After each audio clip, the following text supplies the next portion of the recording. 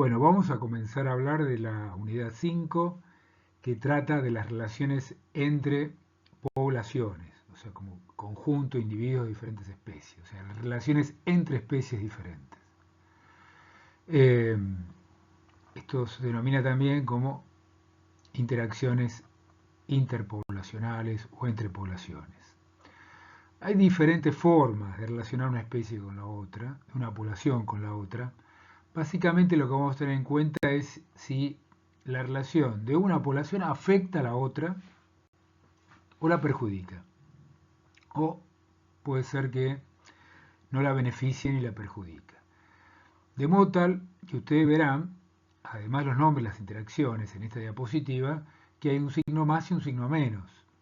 Con lo cual quiere decir el signo más que hay una población que se beneficia y el signo menos que hay que la población que interactúa con algo que se beneficia está siendo perjudicada. Si en todo caso hubiera un signo, el número 0 indicaría que no se beneficia ni se perjudica esa relación. En la depredación, justamente, hay un cazador, un organismo que caza, que puede ser un felino que caza un herbívoro, inclusive un insecto que se alimenta de otro insecto, o sea, un insecto carnívoro que se alimenta de un insecto herbívoro o fitófago, donde obviamente una población se beneficia a costa de la otra.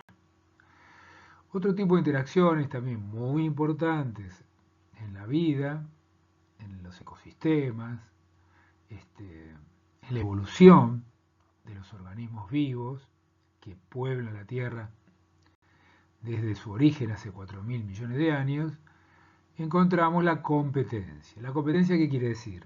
Bueno, hay dos poblaciones, o en algunos casos también podría ser dos organismos, vamos a ver más adelante, que compite por un mismo recurso.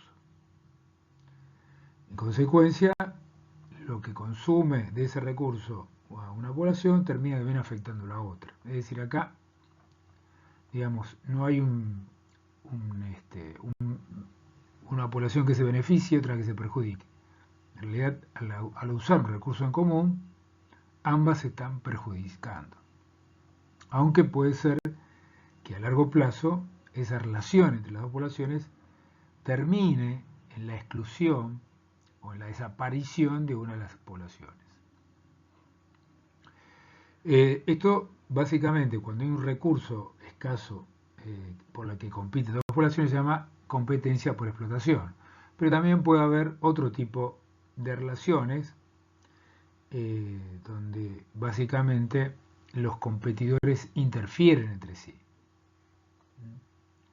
Es decir, que no solamente ocurre competencia cuando un competidor toma el recurso común escaso que puede también servir a la otra población, sino también a veces hay interacciones directas. Por ejemplo, entre dos machos peleando por una hembra para aparearse, entre dos depredadores, un león con un leopardo, ¿sí? Un león con una hiena. Bueno, ese tipo de interacciones se llama competencia por interferencia. Y finalmente hay otro tipo también de competencia que puede ser la que ocurre entre los organismos de una misma población. Ahí se la llamamos intraespecífica y ocurre en cualquier población. Siempre, generalmente las poblaciones tienen un número de organismos que compiten entre sí por los recursos que suelen ser escasos en cualquier ecosistema. Otro tipo de interacción es el mutualismo, en el cual las dos poblaciones se benefician mutuamente. El amensalismo de una población afecta a la otra sin verse perjudicada. Y en el comensalismo hay una población que afecta a la otra, perdón, que beneficia a la otra sin esta afectarse y beneficiarse.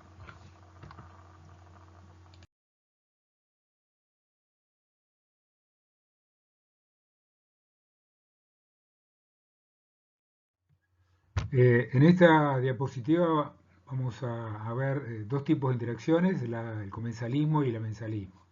Dijimos en la primera diapositiva que el comensalismo es cuando una población se beneficia y la otra no se perjudica. Y tenemos diferentes tipos de comensalismo, de relaciones comensales entre dos poblaciones.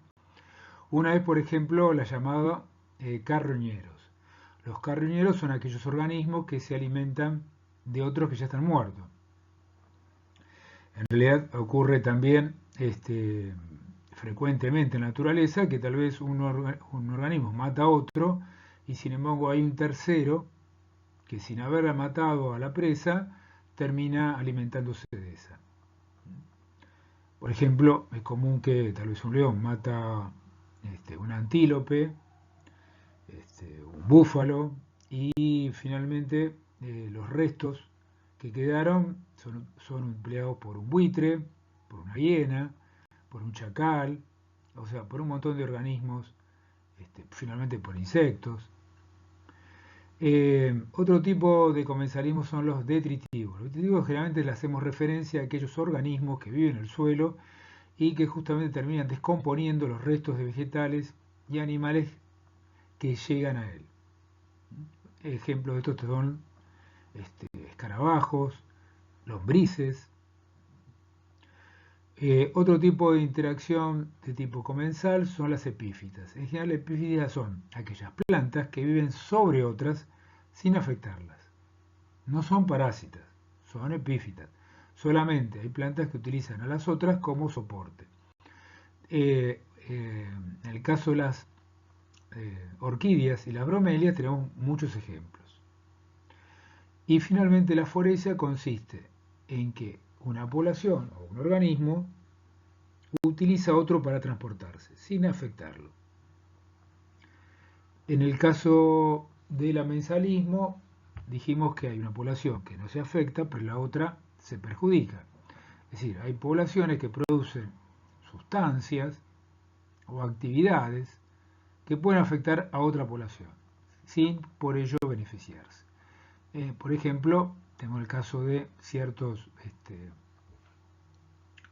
hongos que producen sustancias que inhiben el crecimiento de bacterias. Por ejemplo, el caso del hongo penicilio, que produce la penicilina, que inhibe el crecimiento de bacterias, y que este fenómeno fue aprovechado por el hombre para luego producir la penicilina y controlar las enfermedades infecciosas causadas por bacterias.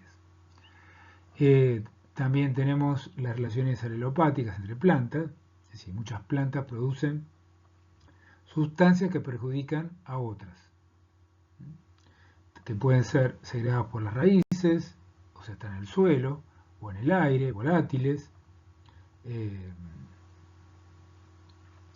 modo tal que terminan afectando el crecimiento de otras plantas, en su cercanía fundamentalmente. Y también en el mar ocurren situaciones de tipo, hay algas que en determinados momentos producen una serie de sustancias tóxicas que terminan afectando a muchos animales marinos.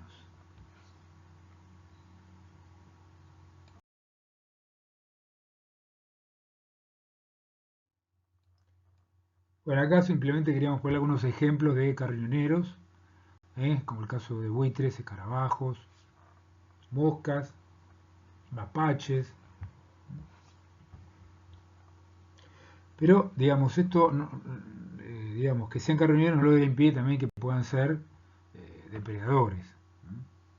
O sea, terminan siendo carroñeros cuando utilizan el cadáver de algún otro, de un organismo para alimentarse que no cazaron ellos directamente.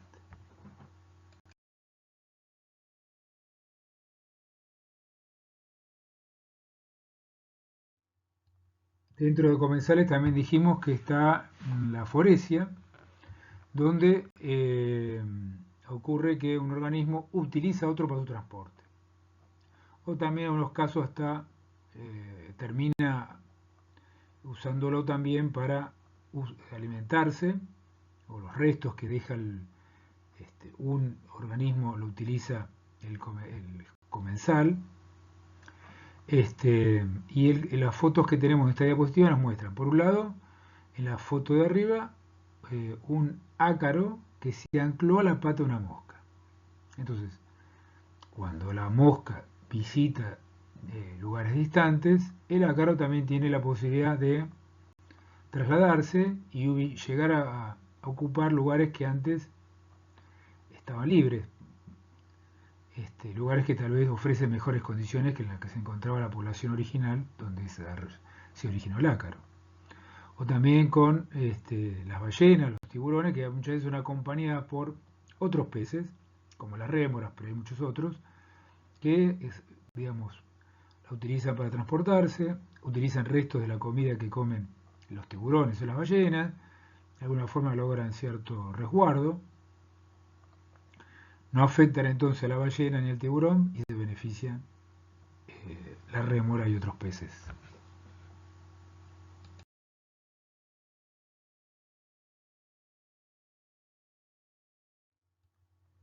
En esta diapositiva queríamos poner unas fotos de algunas epífitas que son muy comunes en los bosques húmedos, bosques de altura, en este caso son bosques nebulosos de Centroamérica, donde vemos las epífitas utilizando los troncos de los árboles como soporte.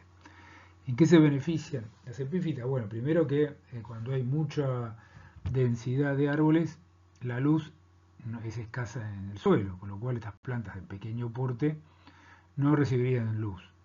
Así que, digamos, estar sobre un árbol le permite alcanzar la luz solar y también permiten llegar a que le llegue el agua y, digamos, los nutrientes lo obtienen también de restos vegetales que por ahí caen sobre las hojas, que están en forma rosetada y al descomponerse son absorbidos por la epífita, por la planta.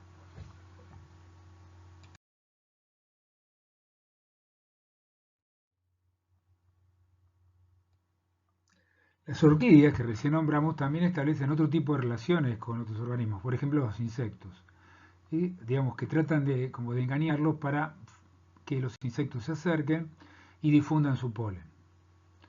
En este caso lo que vemos es una orquídea que tiene un color y un olor, las flores que atraen a insectos. Los insectos se acercan para aparearse, ya que simulan una hembra dispuesta a aparearse, y al tocar a la flor lo que hacen es cargarse de polen. Al visitar otra flor la terminan polinizando. Entonces, ¿quién se beneficia acá? Bueno, se beneficia la planta orquídea y los insectos realmente son engañados, no se benefician ni se perjudican. Más abajo tenemos ejemplos de tritívores, por ejemplo los escarabajos, las lombrices, otro tipo de fauna del suelo.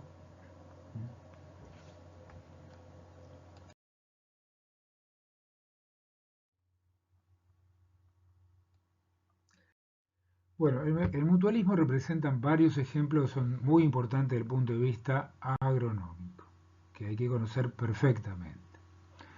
Bueno, uno es el tema de la polinización. Digamos, sin la ayuda de las aves, de murciélagos, de insectos, las plantas tendrían dificultad para polinizar a otras que se encuentran a gran distancia, ya que el viento, que es una de las formas de transportar el polen de una planta a otro, a veces no es suficiente como para lograr polinizar a mayor cantidad de plantas. Eso se logra con los insectos o con las aves que visitan a las plantas, llevándose también, en parte por ahí consumen algo de néctar o del polen, pero en su cuerpo terminan beneficiando las plantas porque llevan a otra planta el polen que termina polinizando. También en esta categoría, el mutualismo, encontramos la relación entre las vacas y microorganismos como los protozoarios y bacterias que viven en el rumen de la vaca, en el estómago de la vaca, o en uno de los estómagos de la vaca, y que permiten digerir todo lo que la vaca come. Sin la presencia de estos organismos, de microorganismos, la vaca no podría aprovechar nutrientes en el pasto que come. Otro tipo de interacción muy importante agronómicamente son las micorrizas, es decir, hongos que viven dentro o en las cercanías de las raíces de muchas plantas que favorecen la nutrición, es decir, la absorción de agua y nutrientes hacia la planta. A su vez, las micorrizas se benefician de la planta porque reciben carbohidratos, es decir, producto de la fotosíntesis que elaboran las plantas.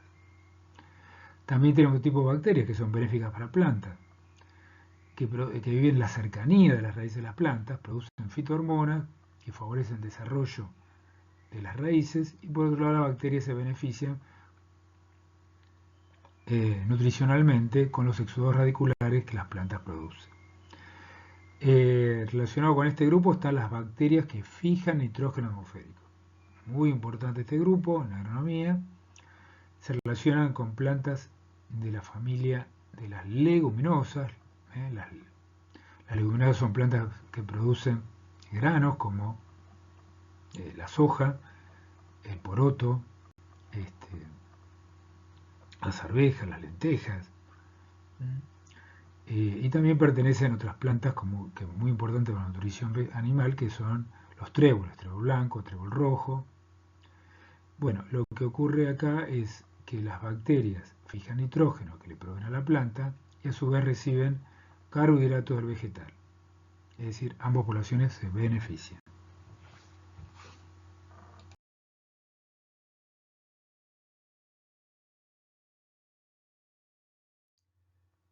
Bueno, en esta diapositiva simplemente vemos un ejemplo de una abeja que está buscando polen o néctar en la flor, pero también en esta acción su cuerpo se va a impregnar de polen que permite polinizar a plantas que están muy lejanas de esta.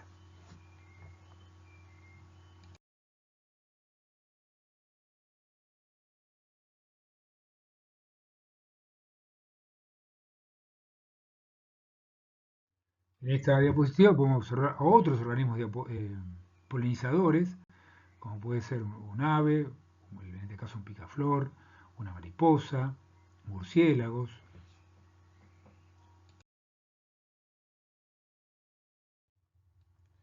Bueno, esta foto muestra las raíces de una leguminosa, ¿no? Vuelvo a recordar, maní, soja, arvejas, porotos, y bacterias que fijan nitrógeno, que se desarrollan, que viven en unas estructuras llamadas nódulos, esas bolitas que son las raíces, donde se alojan, captando nitrógeno atmosférico, transfiriéndoselo en una forma que las plantas pueden asimilar para crear sus proteínas y sus ácidos nucleicos, de ADN, y a su vez reciben de la planta carbohidratos, fotosintatos que les sirven a las bacterias que viven ahí en los nódulos para desarrollarse, para sobrevivir.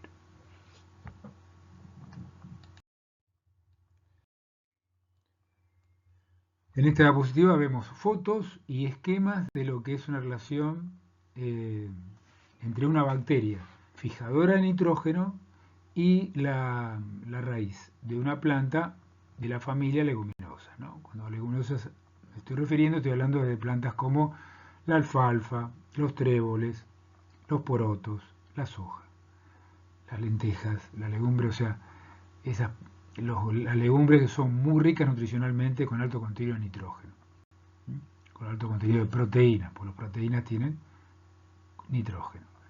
Bueno, lo que uno observa acá es cómo ingresa a la raíz estas bacterias a través de los pleoabsorbentes, y al llegar a las células del interior de la raíz se empieza a desarrollar una deformación llamada nódulo. Ahí viven las bacterias.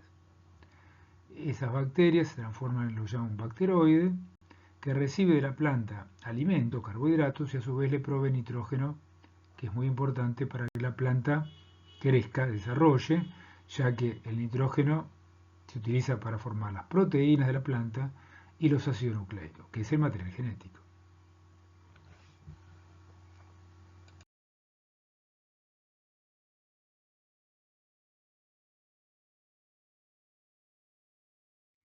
En esta diapositiva se ven dos tipos de micorrizas. En la foto de arriba o el esquema de arriba se ve lo que se llama las endomicorrizas o micorrizas vesicular musculares, y en la esquema de abajo se ven las ectomicorrizas. ¿Qué diferencia hay entre unas y otras? Bueno, ustedes fíjense que en el esquema de arriba las estructuras del hongo que se introduce en la raíz se desarrollan sobre todo en el interior de la raíz, formando arbúsculos y vesículas. En cambio, en las ectomicorrizas, el hongo desarrolla un manto que rodea, que, digamos, perimetralmente, a la superficie radical. Son las ectomicorrizas. Ambos tipos de micorrizas lo que hacen es favorecer la absorción de agua y nutrientes. Es como que la raíz tiene más bocas, ¿no? Entonces, el agua y los nutrientes lo captan las micorrizas y se lo transportan o transfieren a la planta. Por otro lado, la planta, ¿qué tiene para darle a las micorrizas? Fotosintatos, al igual que en el caso de las bacterias, el producto de la elaboración de las plantas, ¿no? A través de la fotosíntesis las plantas hacen carbohidratos, o sea, energía, cadenas de carbono e hidrógeno que le sirven a la bacteria para crecer, en este caso a los hongos para crecer.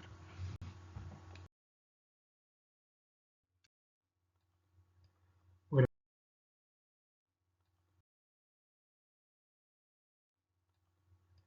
bueno, también hay muchos organismos que terminan favoreciendo el crecimiento de plantas desde el punto de vista poblacional, o sea, este, a través de la acción de otros organismos que se alimentan con los frutos, pero terminan dispersando sus semillas a lugares distantes, con lo cual la población de plantas se ve favorecida y a su vez estos organismos, que pueden ser murciélagos, insectos o otro tipo de roedores, se alimentan de los frutos de la planta. Otros ejemplos de mutualismo muy importantes en la naturaleza, sobre todo en ambientes inhóspitos, donde hay poca vegetación, por ahí con mucho frío, con poco desarrollo del suelo, mucho viento, en alta montaña, son los líquenes. Justamente los líquenes tienen el aporte de hongos y de algas, de modo tal que digamos, esa interacción íntima que configuran los líquenes, vuelvo a decir más, como desarrollo evolutivo entre algas y hongos, da lugar a este organismo que es capaz de soportar ambientes muy inhóspitos. Otros ejemplos de mutualismo. Bueno, en esta diapositiva lo que vamos a comenzar hablando es de competencia. Terminamos de hablar de mutualismo, de amensalismo, de comensalismo, y ahora vamos a hablar de competencia. Competencia dijimos que es la lucha entre dos poblaciones o organismos de la misma población por recursos escasos. Es decir, hay un recurso que ambas poblaciones o ambos organismos necesitan, pero es escaso. Con lo cual, cuanto más tome uno de ese recurso, más va a afectar al otro y viceversa. Esto puede ser agua, pueden ser dos depredadores que luchan por la presa, pueden ser dos plantas que compitan por un nutriente o por agua en el suelo, ¿sí? O por luz. ¿Sí? Las plantas compiten por luz, agua y nutrientes. Los animales, ¿por qué compiten? Compiten por presas comunes, pueden competir por dos machos por una hembra, ¿sí? Pueden competir por refugios, por hábitat. ¿Sí? Hay animales que son muy territoriales, entonces el espacio es un recurso escaso por el cual terminan peleando, compitiendo, los perros, los leones. Bueno, en esta diapositiva, digamos, producto de esa competencia puede haber dos o tres resultados fundamentales. Uno puede ser que una especie termine desplazando o eliminando la otra. Otro puede ser que otro resultado que puede ocurrir es que haya coexistencia, es decir, las poblaciones terminen coexistiendo. ¿Producto de qué? Bueno, puede ser que la densidad poblacional de las poblaciones se reduzca, que una población sea tan fuerte como la otra, o sea, no haya un competidor mucho más eficiente que el otro. Puede ocurrir también que las condiciones ambientales que favorecen una especie no se mantengan constantes. Entonces, estas fluctuaciones en el ambiente pueden favorecer a ambas poblaciones a lo largo del tiempo. Bueno, en esta diapositiva, bueno, en la diapositiva anterior dijimos que uno de los resultados de la competencia es la exclusión competitiva. Si dos poblaciones que compiten por recursos iguales, que ocupan un nicho muy semejante, terminan compitiendo y una población puede ser que elimine a la otra. Pero también puede ocurrir, como dijimos, que coexistan. ¿Cómo puede ser que coexistan dos poblaciones? Bueno, dijimos que podía tener que ver con que las poblaciones reduzcan su densidad poblacional, pero específicamente hay varios mecanismos que vamos a desarrollar, que tienen que ver con lo que se llama la partición de recurso heterogéneo, la partición de recurso en el tiempo o la partición de un recurso en el espacio. Cuando hablamos de una partición de un recurso heterogéneo, puede ocurrir que las poblaciones, si bien son muy parecidas, difieren tal vez en algún aspecto del recurso en común que emplean. Por ejemplo, tal vez haya una población de aves que fuera más eficiente para comer semillas grandes y compite con otra población de aves que sea más eficiente para comer semillas pequeñas. Entonces, como que cada una se especializa en un parte del recurso que le es más fácil obtener. También puede ocurrir, como ocurre en una comunidad vegetal, que las especies reduzcan la competencia porque tengan su mayor desarrollo en momentos a lo largo del año diferentes. Por ejemplo, hay plantas que crecen más en otoño o en primavera y otras son más de verano. Con lo cual, el desarrollo, el pico de crecimiento en diferentes estaciones del año reducen la competencia. O sea, si crecieran todas juntas, gastarían los recursos del agua, los nutrientes del suelo. Así pueden evitar reducir la competencia y coexistir a lo largo del tiempo. Otra forma también es la de emplear diferente parte del recurso en el ambiente. Por ejemplo, hay plantas que pueden encontrarse tomando agua a grande profundidad y otras lo hacen en forma más superficial.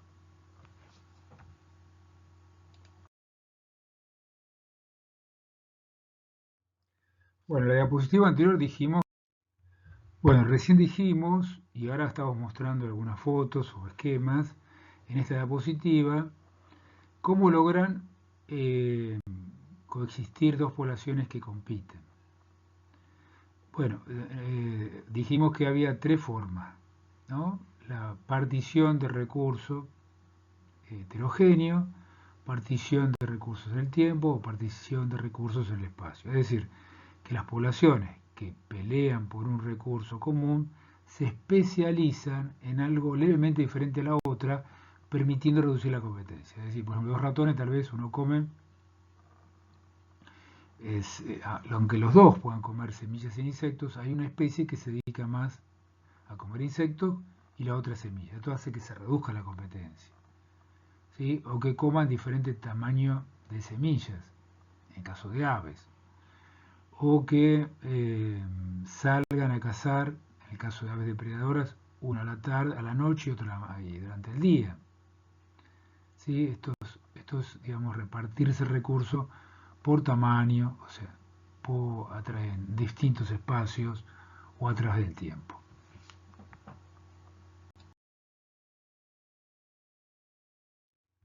Bueno, recién dijimos, y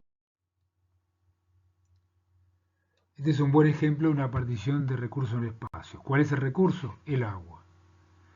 ¿Cuál es el espacio? Las diferentes profundidades del suelo a las que alcanzan las plantas. En un desierto o en ambientes muy áridos, el agua es muy escasa. Fíjense que al tener diferente profundidad las raíces, hay plantas que pueden tomar el agua de más profundidad y otras a menor profundidad, más superficialmente. Con lo cual, están reduciendo la competencia, permitiéndole a las plantas de diferentes especies que coexistir.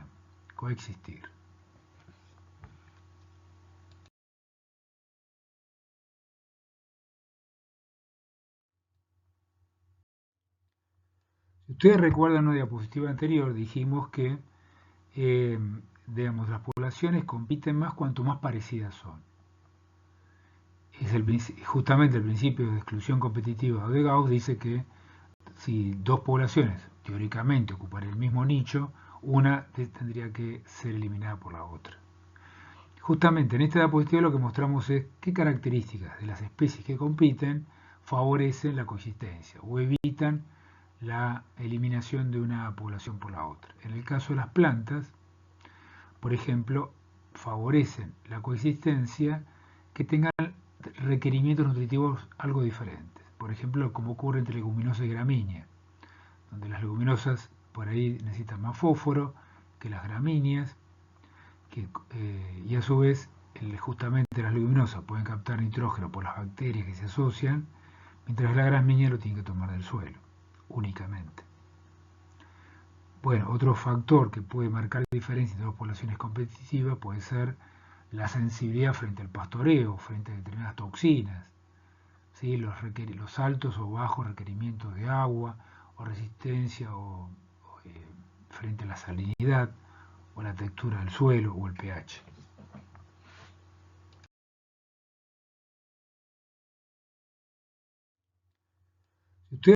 Bueno, en esta diapositiva lo que vemos es lo que se llama la competencia por interferencia. Cuando las poblaciones compiten tomando el recurso, que en este caso, por ejemplo, de leones y hienas sería un herbívoro, un búfalo, un antílope, la competencia es por explotación. O sea, ahí, digamos, gana la población que más rápidamente toma recursos escasos. En este caso hay una pelea directa entre competidores. Eso se llama competencia por interferencia. En la foto de la derecha es el león y la hiena, o en la foto de la izquierda, la competencia entre dos machos de ciervos es seguramente por el espacio, por el territorio o para parearse. Bueno, en estas diapositivas presentamos curvas de crecimiento de tres especies de protozoarios, que son organismos unicelulares, muy difundidos en cualquier ecosistema. Paramecium aurelia, Paramecium caudatum y Paramecium bursaria. Fíjense en los gráficos de abajo, cuando ponemos junto a Paramecium caudatum con aurelia, uno termina eliminando el otro. Es decir, hay exclusión competitiva. Sin embargo, en el gráfico de abajo a la derecha, encontramos coexistencia. ¿Y cómo se logra la coexistencia entre Paramecium caudatum y Paramecium bursaria? Justamente reduciendo su población. O sea, al reducir la población, los requerimientos bajan. Fíjense a qué nivel poblacional hubiera llegado Paramecium caudatum si estuviera solo, como se ve en el gráfico arriba, casi 200 organismos por mililitro. En cambio, cuando está con bursaria, no pasa más de 75.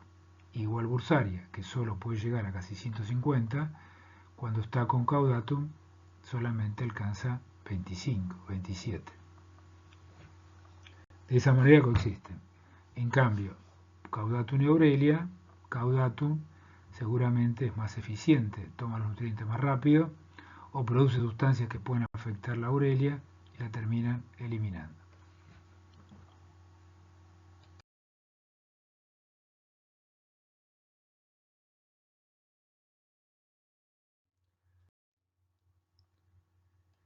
En esta diapositiva tenemos abajo la foto de los gorgojos, que son, eh, digamos, insectos que muy comunes en la harina o en los granos almacenados, y por eso se lo han estudiado mucho, porque generan grandes pérdidas. Se encuentran los hilos comiéndose los granos, y hay dos especies que son muy comunes, que son el Tribolium confusum y Tribolium castaneum. Bueno, estos dos gorgojos, que pertenecen al mismo género, justamente Tribolium, hay especies diferentes, pero el mismo género, Tribolium, compiten. Y, digamos, lo que se ha estudiado es que uno termina eliminando al otro bajo determinadas condiciones ambientales, opuestas a las que ocurre cuando el segundo elimina al primero. Es decir, Tribolium confusum termina eliminando a Tribolium castaneum cuando hay mucho frío y ambiente relativamente seco. Y Castaneum elimina a Confusum cuando el ambiente es cálido y húmedo. En situación intermedia, bueno, hay mayor probabilidad de que uno termine eliminando al otro. Fíjense entonces, como he dicho en un momento, que cuando las condiciones ambientales son variables, esto permite la coexistencia entre ambas especies, ya que cuando el clima es cálido y húmedo, Castaneón elimina a Confusum, hay exclusión competitiva. Y lo contrario ocurre cuando el clima es frío y seco. Confusum elimina a Castaneón.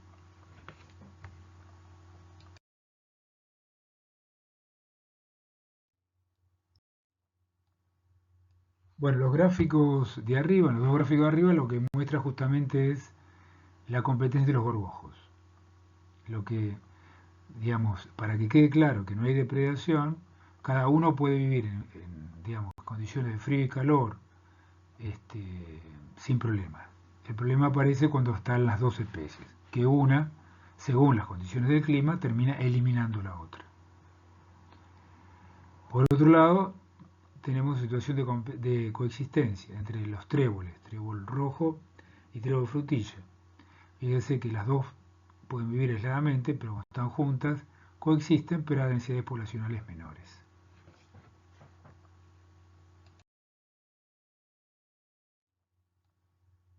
Bueno, los gráficos de arriba, los dos gráficos de arriba, lo que muestra en esta diapositiva, que es la foto del Smith de Smith, ustedes pueden ver dos gráficos, el gráfico A y el gráfico B. Lo que vemos es el efecto de la competencia intraespecífica, o sea, competencia entre organismos de la misma especie.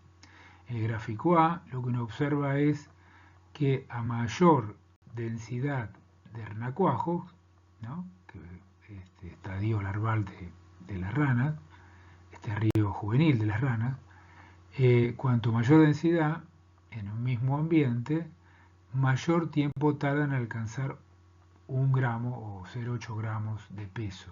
Es decir, que hay menos recursos para todos, con lo cual se retrasa el crecimiento.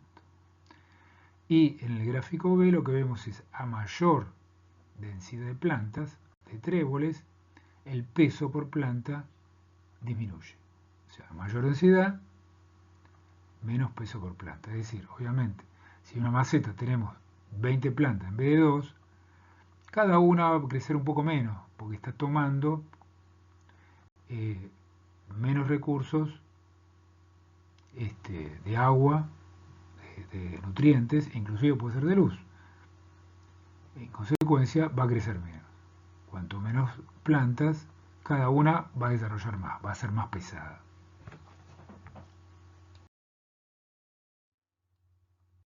Bueno, seguimos hablando de coexistencia. Lo que vemos es en ciertos pájaros, por ejemplo los pinzones de las Galápagos, cómo lograron coexistir.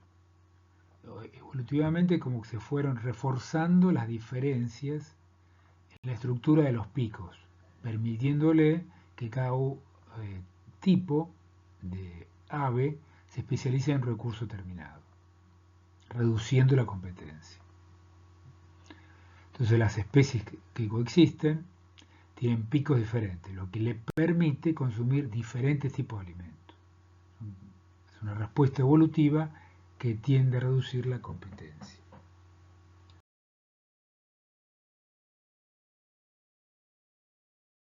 Bueno, esto también se observó, como vemos en la diapositiva, en peces que se alimentan de, perdón, en aves que se alimentan de peces. La mayor especialización por un determinado tamaño de pez favorece a la coexistencia entre distintas aves que consumen peces. Como que cada ave se especializa en un tamaño de pez, esto favorece el reparto de recursos, ¿no?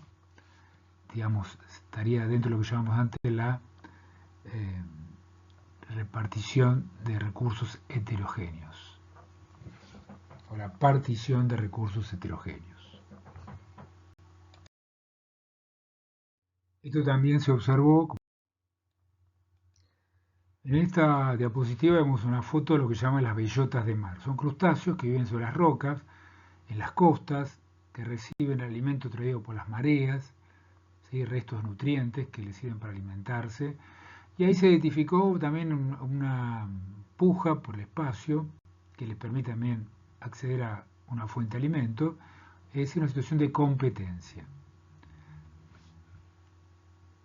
donde las bellotas más grandes se ubican en la parte más baja de las rocas, donde el agua trae frecuentemente nutrientes y a su vez humecta a las bellotas, mientras que las bellotas que están en la parte más superior, que son de menor tamaño, de otra especie, están más perjudicadas, pero de alguna forma tienen posibilidades de sobrevivir, repartiéndose el espacio.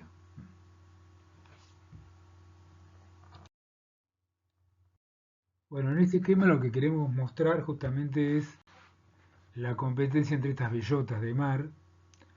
Fíjense, tienen genios diferentes, una se llama Tamalus, la otra Semibalanus, que tienen nichos fundamentales, o sea, la capacidad de ocupar las dos casi todo el perfil de la roca. Sin embargo, ahí la más grande termina desalojando a las más pequeñas, o sea, las empuja porque tienen cierto movimiento, y si caen al mar no pueden volver a la roca, entonces mueren. Es así como las más grandes se aseguran la parte inferior de la roca, que es beneficiosa porque el mar las humecta, la oleada del mar le lleva nutrientes, es decir, que las que están más arriba tienen mayor posibilidades de secarse y de no recibir los nutrientes necesarios. De hecho, las que viven en la parte de arriba, es decir, las bellotas de mar llamadas tamalus, tienen mayor resistencia a la desecación. Lo que mostramos acá es que ambas pueden tener nichos bastante superpuestos, fundamentales. Sin embargo, los nichos reales, el espacio que ocupan realmente, están bien separadas.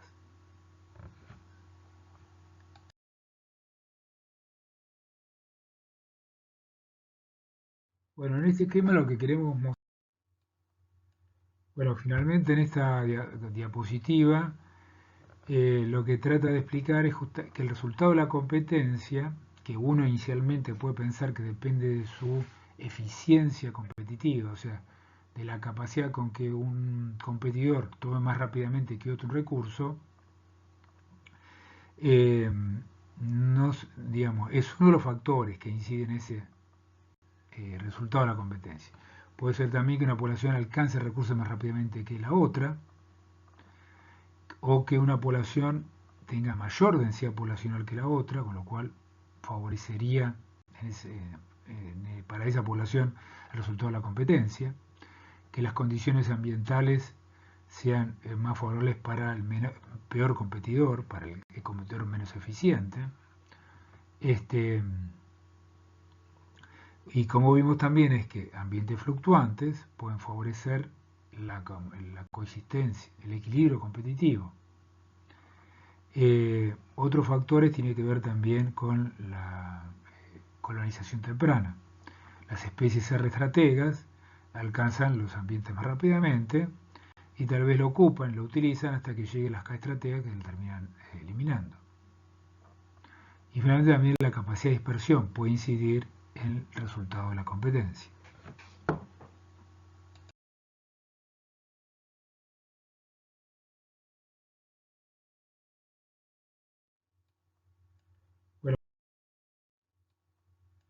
Bueno, finalmente en esta diapositiva lo que trata de explicar es que el resultado de la competencia, que uno inicialmente puede pensar que depende de su eficiencia competitiva, o sea, de la capacidad con que un competidor tome más rápidamente que otro un recurso, eh, digamos, es uno de los factores que inciden en ese resultado de la competencia. Puede ser también que una población alcance recursos más rápidamente que la otra, o que una población tenga mayor densidad poblacional que la otra, con lo cual favorecería para esa población el resultado de la competencia, que las condiciones ambientales sean más favorables para el peor competidor, para el competidor menos eficiente. Y como vimos también es que ambientes fluctuantes pueden favorecer la coexistencia, el equilibrio competitivo. Otros factores tienen que ver también con la colonización temprana. Las especies R estrategas alcanzan los ambientes más rápidamente y tal vez lo ocupan, lo utilizan hasta que lleguen las K estrategas que lo terminan eliminando. Y finalmente también la capacidad de dispersión puede incidir en el resultado de la competencia.